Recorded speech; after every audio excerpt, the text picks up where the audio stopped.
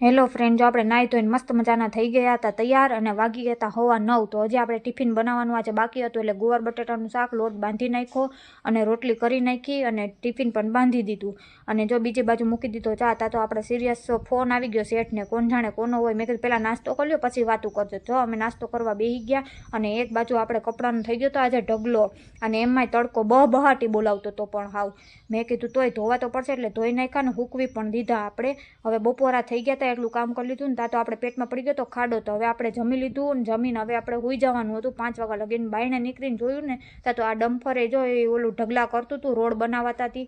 એટલે મેં કીધું મારે પડ્યા કપડાં, હાલો હવે ઘડી વારીને આપણે કબાટમાં મૂકવાના હતા. ઘડી વરી દીધી અને કબાટમાં મૂકી દીધા. ત્યાં તો આ બે આવી ગયું બાયણે. જો આ ગાંડા કાઢવા માંડી, આ એક કાઢતી હતી ને ત્યાં તો એની સંગાત બીજી આવી ગઈ જોઈ જઈને.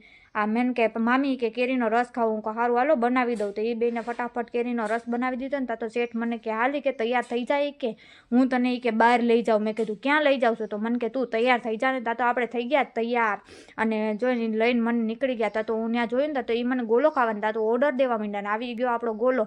જો આપણે ખાવાય માંડ્યા. આપણા શેઠ મોબાઈલમાં જે ગોદા લેતા હતા ને ત્યાં તો આપણે ગોલોય પૂરો કરી નાખ્યો. મસ્ત મજાનો 1 નંબર ગોલો હતો. ત્યાં તો હાલો હવે અમે ઘરે પૂગીએ એ પહેલાં લાઈક શેર ને સબસ્ક્રાઈબ કરી દેજો.